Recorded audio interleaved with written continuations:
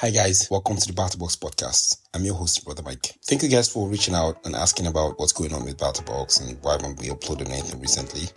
The reason is because usually in summer, things are quite busy and because there's so much going on. So if you guys listened to the last episode, you recall that I lost my iPhone.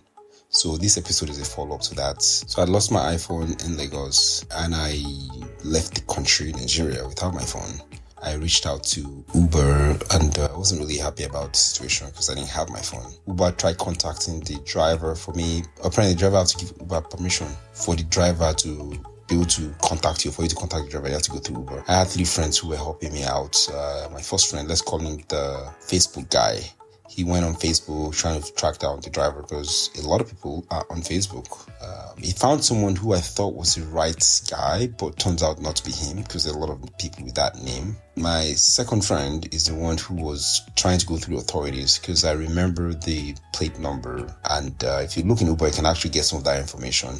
So I gave him the plate number and I was trying to track him through the Lagos State Transportation Management Authority. LASMA. My third friend is the Uber expert who was really looking into Uber to see if it's possible for him to be able to hack the system to see if he can get this phone number. All 3 of them are very concerned for me about my phone missing, and they all wrote off this driver. I just want to give a shout out to him.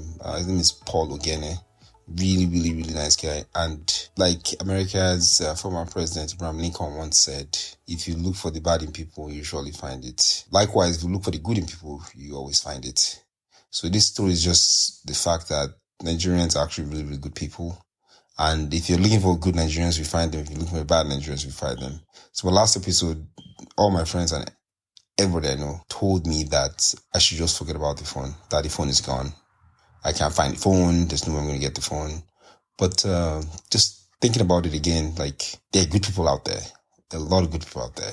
And even those who you think are bad, behind the bad they're doing, they have good intentions. Turns out that the Uber driver in question, that was the last ride of the night for him. So that was number 1 saving grace for me. With that being the last ride for him, he was trying to go home.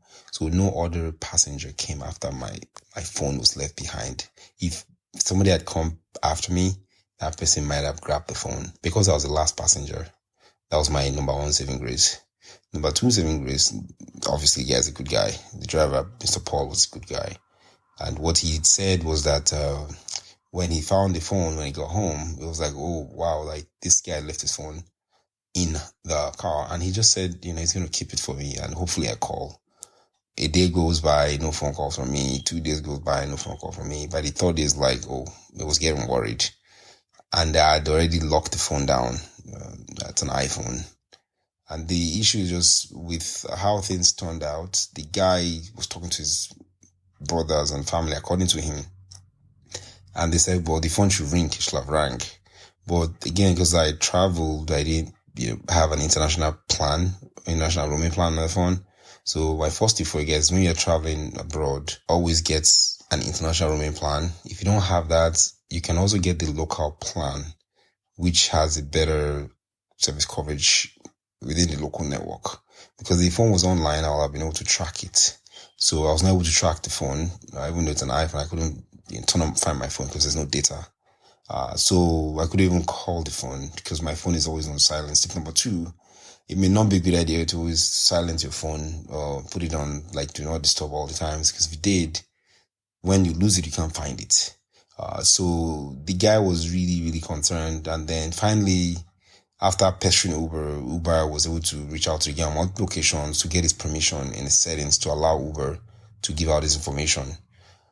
And then the guy was able to, Uber reached out to him. And then he told Uber, they can give him my number.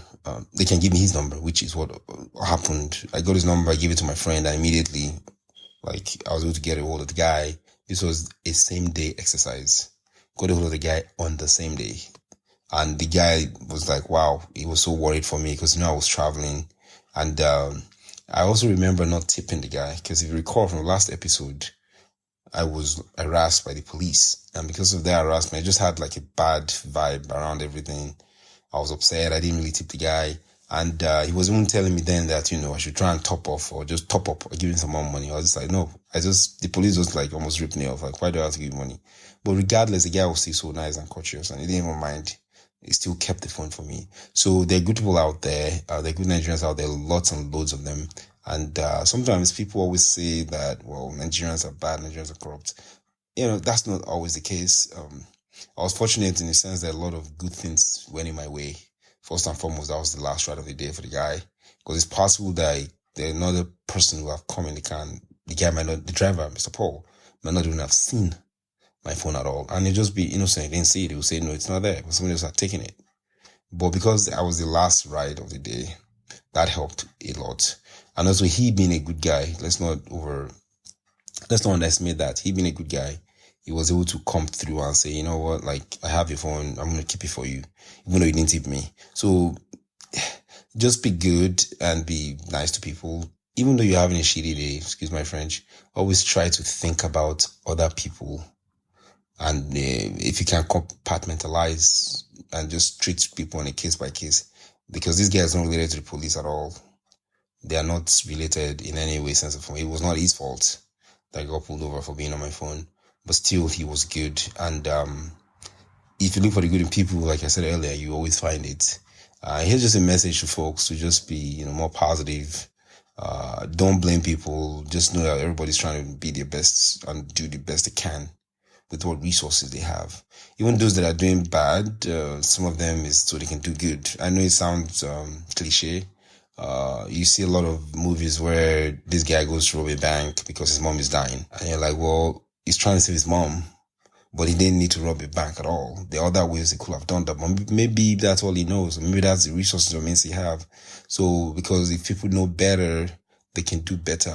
You're not excusing or saying it's okay to do bad, but always try to look for the good in people. Even when things are tough, when things are hard, always try to look for the good in people. And then people will always, in most cases, turn up good.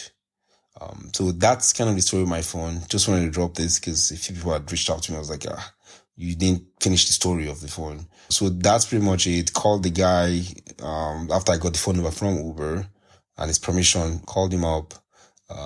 One of my friends went to meet him and just out of sheer joy gave the guy like 20,000 naira, which again is not a lot of money, but it was just, he didn't even ask me. He just like, wow, that there are good people out there. So if you have someone like that, it's always nice to reward them so there'll be more good people. Because if you don't, then they're like, wow, things are very difficult in Nigeria and I did good. I could have sold this phone for a lot of money, but I try to do good. Those that are on the fence of goodness might end up falling to the bad side if you don't try to even show gratitude or compensate them. Got the phone, and then shipped the phone to me. And when the phone was shipped, another thing is the customs. So I was very shocked by how much they charge for customs. Like if you are shipping the phone from Nigeria to other parts of the world, electronics in particular, they charge you heavily for customs. They put a lot of tariffs on that. So for me, I didn't expect that. But it also depends on the agreements Nigeria has with other countries, the UK, the US, Canada, and whatnot. Again, that's what I told you that day, but I'm just glad to have my phone back. And it's just a reminder to always be good to people for me, be kind to people, always be generous and courteous. And I got away because I wasn't like super nice to this guy. And still, he was a good guy. And also, I wasn't like expecting much because the country right now is really hard and everybody just expects bad, but there's still good people out there. There's a light of hope, and because of that light of hope, people are good. There's still good people out there, and if you expect the good people, you always find it. That's all. Just want to drop this note to you guys. Thank you so much for continuing to listening. Really appreciate it. And if you have any questions, as always, you can always send us an email at info@patapbox.com. Until next time, catch you guys later. Bye.